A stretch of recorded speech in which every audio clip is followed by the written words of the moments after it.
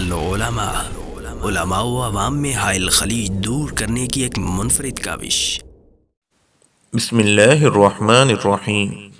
لجنۃ العلماء للافتاء، فتویٰ نمبر 55، 12 ستمبر 2021۔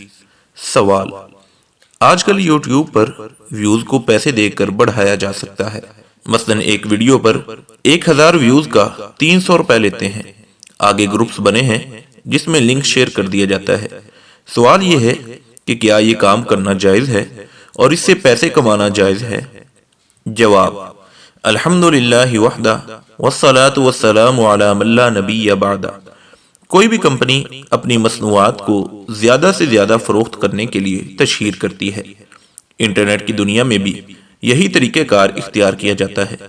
سو YouTube video میں جب کسی کے سامنے اس کی دلچسپی والی چیز کا اشتہار آتا ہے تو وہ اسے مکمل دیکھتا ہے، وگرنہ اسے ہٹا کر اصل ویڈیو دیکھنے میں مشغول ہو جاتا ہے۔ گوگل اشتہار دینے والی کمپنی سے رقم وصول کرتی ہے کہ اتنی مرتبہ آپ کا اشتہار ظاہر ہوا اور اتنی مرتبہ دیکھا گیا۔ دیکھنے سے مراد دلچسپی رکھنے والے افراد کا دیکھنا ہوتا ہے۔ پھر اس سے حاصل شدہ رقم میں سے ایک خاص حصہ ان لوگوں کو دیا جاتا ہے جن کے چینل پہ وہ ویڈیو دیکھی گئی تھی، جس پہ اشتہار شو ہوا یا دیکھا گیا۔ چینل بنانے والے اپنے چینل کو پیش کرتے ہیں کہ ہماری ویڈیوز پہ اشتہار چلائے جائیں تاکہ ہمیں بھی اس سے کچھ حصہ ملے۔ پھر جب اشتہارات ان کی ویڈیوز پہ آنا شروع ہوتے ہیں تو زیادہ سے زیادہ نفع کمانے کے لیے وہ ایسے افراد ڈھونڈتے ہیں جو معمولی رقم لے کر ان کی ویڈیوز دیکھیں اور ان پہ چلنے والے اشتہار دیکھیں، خواہ انہیں اس اشتہار میں کوئی دلچسپی ہو یا نہ ہو۔ اس سارے سرکل میں سبھی نفع کماتے ہیں سوائے اس کمپنی کے جس نے اشتہار دیا ہوتا ہے۔ وہ نقصان اٹھاتی ہے کہ اس کے پروڈکٹ کا اشتہار اتنے افراد نے مکمل دیکھا لیکن وہ پسند کسی کو بھی نہیں آئی اور کسی نے اس کا آرڈر نہیں دیا۔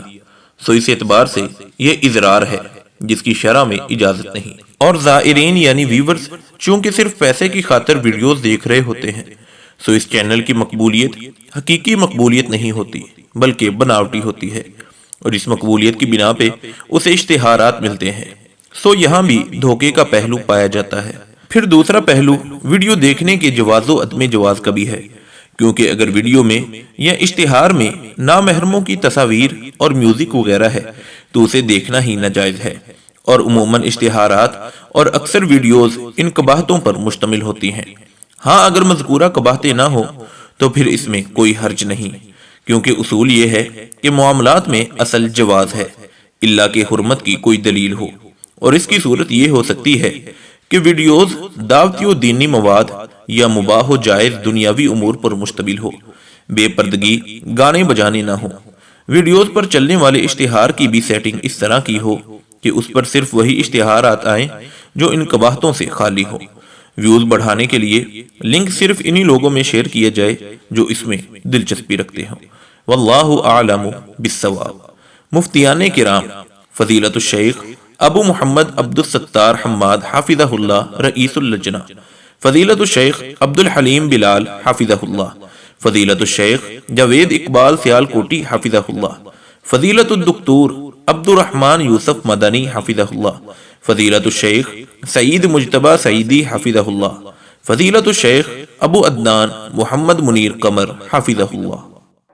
العلماء علماء و عوام میں حائل خلیج دور کرنے کی ایک منفرد کاوش۔